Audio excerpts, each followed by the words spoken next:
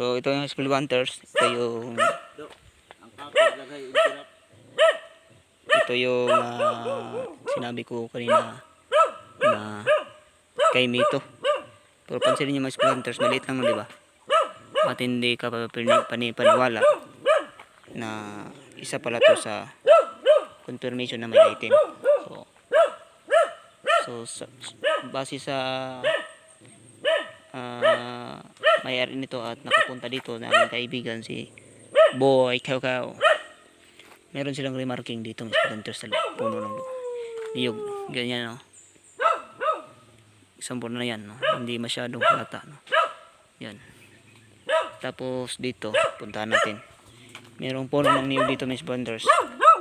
Yun, no? Hinul kayo, mga hukay ito mula sa babaw, tapos merong mga itisa na, yun, no? So ito yung puno ng niyog na may mga remarking, oh. Yan mga small wonders.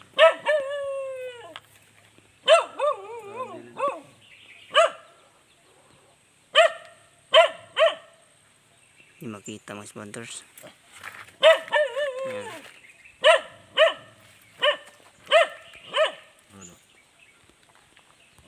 Wonders.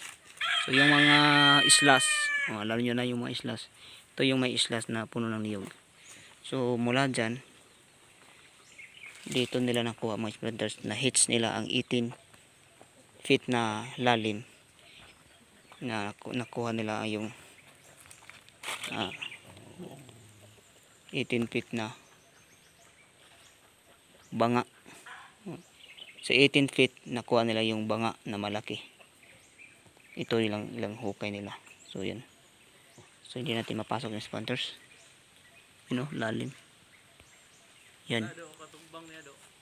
Hits niyan ng sponsors, no. Ano yung katugbang? No. Puno na niyog yan.